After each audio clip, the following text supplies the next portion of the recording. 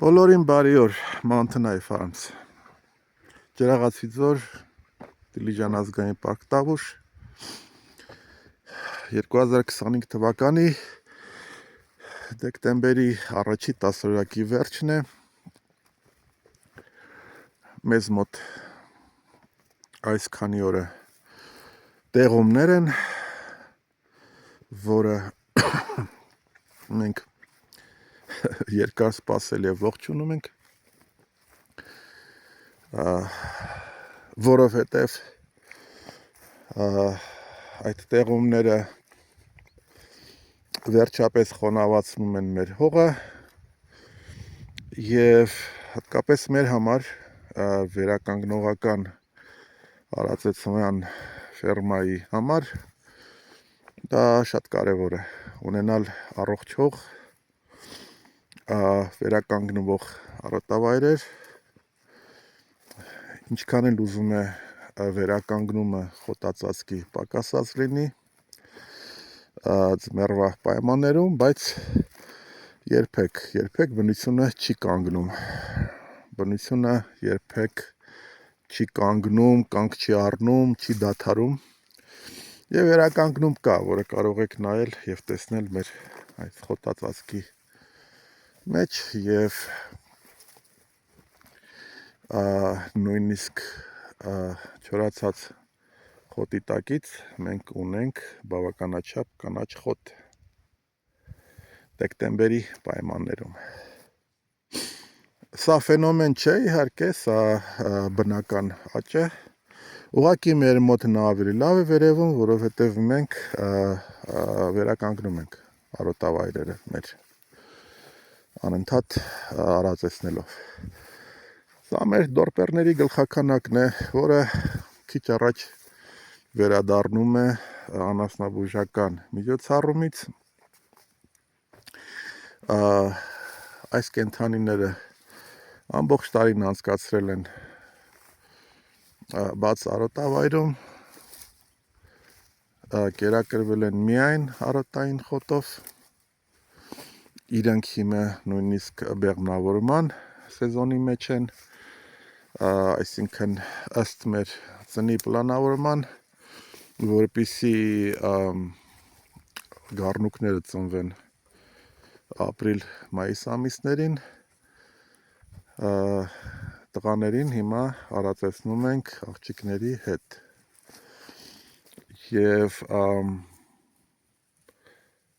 պատմել եմ, որ դրա հիմնական պատճառներից մեկը ձմեռային ծիներից խուսափելն է։ Մենք չենք օգտագործում գոմեր, մենք չենք օգտագործում փակ տարածքներ կենդանիների համար, իրենք անընդհատ գտնվում են մաքուր օդում, ամենավատ եղանակային պայմանների դեպքում մենք ընդհանրապես իրենց անցկացնում ենք թեթև ծածկի տակ քամարկելով, քամուց եւ ցրտից պաշտպանելու համար կարեւոր է դա կենդանիներին չփակելը եւ չդնել այն պայմանների մեջ վատ օդի եւ օդի ցտվածի պակասություն եւ այլն։ Եվ ձմեռային ծինը ընդհանրապես ավելացնում է կորուստները եւ ավելացնում է անձնակազմի աշխատանքը, ջանքերը, հեշտ կառավարման ձև կա, ընդհանրապես կառավարել ծինը, չթողնել որպեսզի ծնվեն, ծին ունենաք, ձմռանը այդքան բան։ Եթե ծինը լինի ապրիլ-մայիս ամիսներին, ապա մայրերը շատ ավելի հեշտ կարող են կերակրել իրենց փոքրիկներին, որովհետև արդեն արոտավայրերը քիչ թե շատ բաց են եւ հատկապես կարևոր է ցանկացած կենդանու սերունդի համար, որպեսզի նա ծնվի եւ ուժեղանա, արագ աճի ամենասկզբի ամիսների պայմաններում, որպեսզի ունենաք առողջ կենդանիներ։ Այլապես ասեղը վերցրած պետք է վազեք այս կենդանիների հետևից, անընդհատ իրենց սրսկելով։ Հատկապես վերականգնողական արոտային տնտեսության համար կարևոր է ունենալ առողջ կենդանիներ։ Առողջ կենդանիները ձեր ծախսերը պակասացնում են 70-80%-ով, ներառյալ բժշկական ծախսերը, եւ առողջ կենդանիները չեն անկում, եւ առողջ կենդանիները լավ են աճում։ Առողջ կենդանիները նաեւ արդյունավետ են աճում եւ կարողանում են տալ բավականաչափ քանակի եւ հատկապես որակի միս։ Եվ պետք է ասեմ, որ դորպերների ներողություն դորպերների ծրագիրը մենք մեր մոթունի մեջ է մտնում հիմա փաստորեն երկու մասով։ Առաջին հերթին մենք երևի Հայաստանում միակ տոհմային դորպերների տնտեսությունն է, որը թույլ է տալիս իրականացնել տոհմային վաճառք, եւ պետք է ասեմ, որ վաճառքները մեր մոտ արդեն ավելանում են։ Տարբեր շրջաններից Հայաստանի գալիս են մեզ մոտ եւ պետական սուբսիդավորման ծրագրով ձեռք են բերում այս կենդանիներին։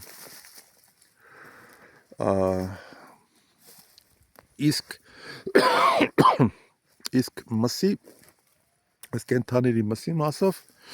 նա շուկա է մտել բավականին վերջերս, երևի մի ամիս չկա, որ արդեն վաճառվում է առցանց մեր կայքեջում, կտրատրած հատուկ կտորներ ստացած այս կենդանիների միսը, ինչպես նաև սասխանութների ցանցում, ինչպես նաև կողվածու վրա գտնվող Օրիենտ խանութում։ Եվ ես շատ եմ խոսել այս կենդանիների մսի բարձրակարգության մասին, բայց փաստը այն է, որ դորպերները ամենամսատու կենդանիներն են ոչխարների մեջ, ամենաբարձրակարգ միս տվողը, դա մեկ, երկրորդը այս միսը չունի այն ոչխարին մսին, կամ այսպես սենց ասեմ, մեր համար սովորական ոչխարի մսի այդ համային հատկությունները, այդ հոտը եւ համը չունի։ Եվ շատ դեպքերում, երբ որ մենք պատրաստում ենք հատկապես մեր ձևով ստեյքերը, մարդիկ նույնիսկ ովքեր ոչխարի միս չեն ուտում, առանց ասելու փորձում են եւ չեն հասկանում, որ իրենք ուտում են ոչխարի միս։ Իրենց թվում է, թե իրենք ուտում են հորթի միս։ Եվ հատկապես ստեյքերի եւ այսպես ասեմ, կրակի վրա պատրաստվող ուտեստների համար դորպերների միսը իդեալական է։ Չկա ավելի բարձրակարգ ոչխարի միս ամբողջ աշխարհում։ Դա գալիս է այս կենդանիների գենետիկայից եւ գումարած դրան այս կենդանիները նաեւ տոհմային են, ակրացեղ, եւ մենք նաեւ ուշադրություն ենք դարձնում սելեկցիային։ Ինչ են անելու այս կենդանիները, ինչպես եւ միշտ բոլոր դեպքերում, ինչպես լինում է մեր վերականգնողական արոտային տնտեսության պայմաններում, այս կենդանիները կմնան այստեղ արոտների վրա, քանի դեռ ձյունը չի ծածկել արոտները։ Ցուրտը նրանց ոչինչ չի անի, ինչպես է ոչինչ չի անում անգուսներին։ Եվ եթե կա կեր, եթե կա արոտավայր, որը ինչպես տեսնում եք կա, որովհետև մենք վերականգնողական ենք արոտները չեն ոչնչացել անխնահարացեցմամբ, քանի կարոտ այս կենթաների համար տաքության եւ էներգիայի աղբյուր է, սրտին դիմանալու միակ արդյունավետ եւ ճիշտ մեթոդը դա արոտն է, դա կերն է։ Երբ որ կծածկվեն արոտները ձնով, չնայած որոշ ձյան ուրեմն շերտի պայմաններում, հատկապես դորպերները կարող են հայթայթել արոտը, ոտքերով բացելով ձյունը, անգուստները դանում են մռութով եւ կերակրվել։ Երբ որ կծածկվի, իրենք կտեղափոխվեն ծածկի տակ եւ կերակրվեն ռազմավարական խոտով, որը մենք պահոստավորում ենք, գնում ենք եւ պահոստավորում ենք այտենց դեպքերի համար, երբ որ ձյունը ծածկում է արոտները։ Ջրաղացի ձորում արոտային սեզոնը 10-ից 11 ամիս է, այնպես որ մենք խոսում ենք 1-ից 2 ամսվա մասին եւ ամեն դեպքում հենց ինչ որ չափով արոտներ բացվեցին,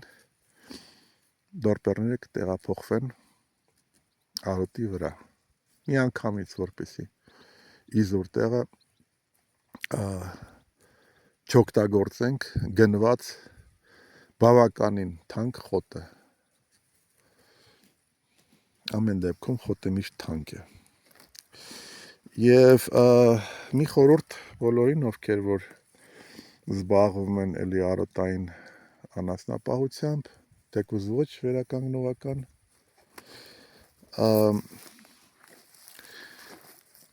ամեն փոքր առիթի դեպքում, նույնիսկ 1 օրով, 2 օրով, եթե բաց են արոտավայրերը, հարացեցրեք կենթայիներին։ Մի մտածեք, որ խոտը կմնա, հետո ինչ ենք անելու։ Թող մնա, ոչինչ։ Թող մնա փչանա ձեր գնաց խոտը։ Գնաց խոտի օգտագործելու ձևեր կան, ուղղակի փռում եք արոտավայրում, նրան կենթայիները թե կուտեն, թե չէ, ինքը կդառնա հող եւ կպարարտացնի ձեր արոտավայրը, հավելյալ կպարարտացնի։ Ամեն դեպքում։ Դա ավելի լավ է այդպես, քան թե չոր խոտով կերակրելը, որովհետեւ կենթայիները կորցնում են քաշ ամեն դեպքում, չոր խոտով կերակրվելու դեպքում, որովհետեւ չոր խոտը արդեն արմատ չունի եւ նա, եթե դեռ չի կորցրել իր սննդային հատկությունները, ապա ամիսների ընթացքում կորցնում է եւ կենթայիները քաշ են գցում։ Եվ հենց արոտավայր տեղափոխելուց հետո տարբերությունը նկատվում է։ Ինչու, որովհետեւ ինչքան էլ ուզում է չորացած խոտ լինի ձմռանը, բայց քանի դեռ խոտը ունի արմատ, ներողություն, քանի դեռ խոտը ունի արմատ, նա ունի նաեւ սննդային ուրեմն մատակարարում իր ամբողջ համակարգով եւ շատ ավելի սննդարար է, քան թե պահոստարված քաղաց խոտը։ Ջրաղացի ձորի վերևներում արդեն Գեղնասարի վրա ձյուն է դրած,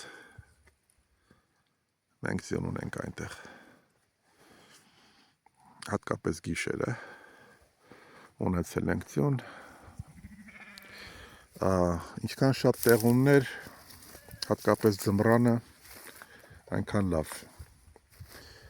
արոտավայրերի, խոտի, հողի առողջության, կենթայիների համար։ Այսքանն է այսօր ուզում պատմել, ներկայացնել, հետևեք մեր ալիքին, բաժանորդագրվեք, խնդրում եմ, ինչպես նաև հավանեք եւ տարածեք մեր տեսանյութերը, խնդրում եմ նաև այցելեք մեր կայքեջը, որի հողը դրված է այս տեսանյութի տակ, որտեղ մենք ներկայացնում ենք մեր աշխատանքի սկզբունքները, ինչպես նաև կարող եք կարդալ նորություններ հոդվածների բաժնում, որը մենք ժամանակ առ ժամանակ բավական հաճախ նորացնում ենք, լրացնում ենք, ինչպես նաև մեր կայքեջով կարող եք իմանալ, թե որտեղ կարելի է գնել մեր բարձրակարգ միսը, ինչպես նաև գնել առցանց։ Շնորհակալություն եմ հայտնում եւ կտեսնենք։